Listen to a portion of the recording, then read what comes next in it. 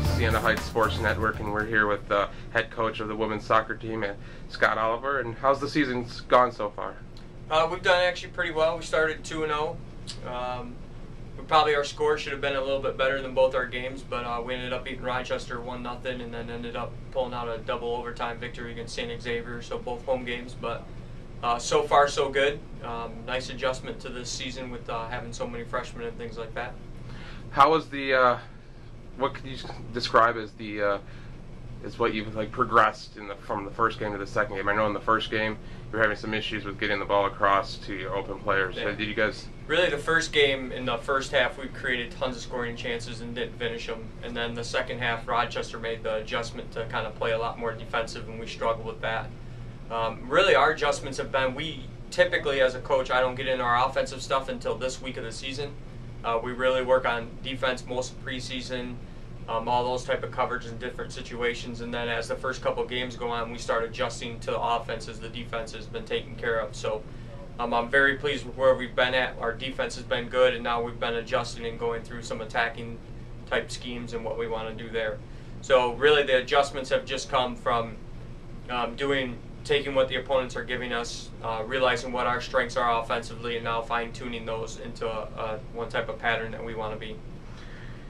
Going forward here, you got a game in Georgia on looks like on Saturday night, and then Monday you're in South Carolina, it looks like. Talk about those games and how those got on the schedule, and what kind of competition you'll be facing. Well, they're on the schedule because the girls kind of said they wanted to go a little bit further away, so we'll take a little team trip and go down and play in Savannah. I've known the SCAD coach for a couple years, being with the Raider and on the National Officers Committee and stuff like that. So that's how, that contact's there. But SCAD's always been a similar program to us. They're anywhere in the into the top 25, as low as they fall is like they're 40 right now or 39th or something right now. So that they're typically like us, in and out of the national polls of receiving votes. When they're good, they're in the top 25, which is our program's been. So they've been pretty similar. And then University of South Carolina, Beaufort's a brand new first-year program, so they could either be awesome or they could be mediocre or terrible. We don't really know. We'll go in expecting the best, though, out of them. And then after that, so SCAD's receiving national votes right now, and then the following weekend we're out in Chicago. We play Robert Morris, who's receiving, I believe, in the top 10 in the country.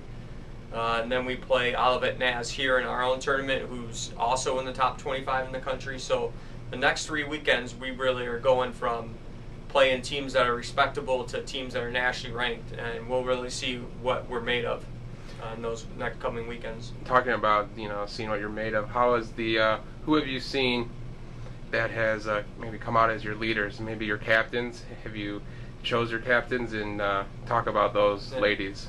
Well, Amanda Martino and Hannah have both been pretty solid. Marty's been actually very well. She's done exactly what we expect.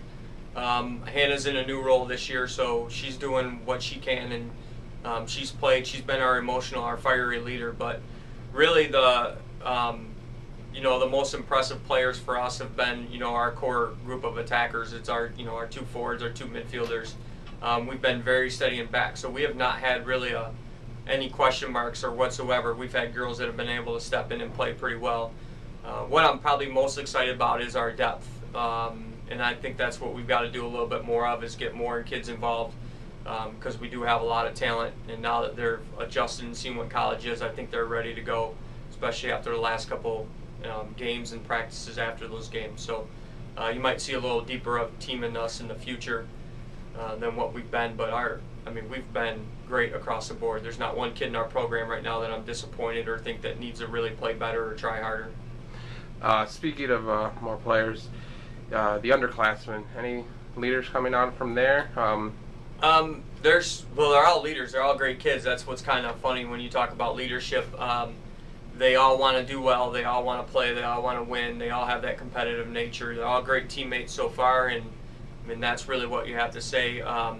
We've got a couple of steady rocks that have been playing for us game in and game out. Elizabeth Davis and Carly Pallett have been, everything. They've logged a lot of minutes already, created a lot of opportunities.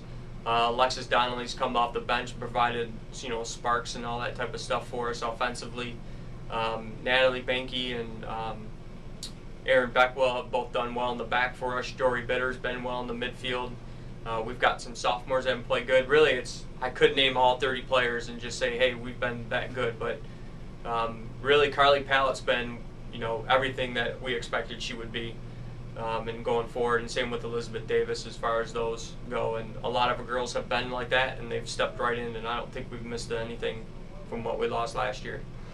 Touching on one last thing, I noticed I was sitting in my car watching you guys practice out on the actual field in the stadium. How did that feel actually to get out there? I don't know if that was your first practice out there or if you've been out there a couple of times, but how's the field? How's the atmosphere? How do you think that? It's exciting. Like I like to say, it's like a new toy. So when the more you play with it, you're excited to be out there.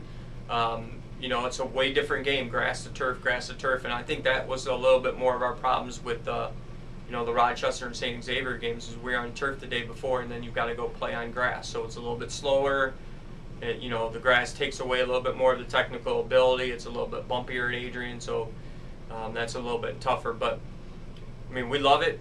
So far, it's going to be a big field, which I'm excited about because we've got a lot of girls that can run. And I mean, it's huge out there, and it's awesome. So we got to thank all our donors that helped make that happen, and it's been exciting. Can't wait to open up there in October. All right, Scott, thanks for joining us today on Siena Heights Sports Network. We look forward to watching more games here and talking to you in the future here. All right, thanks.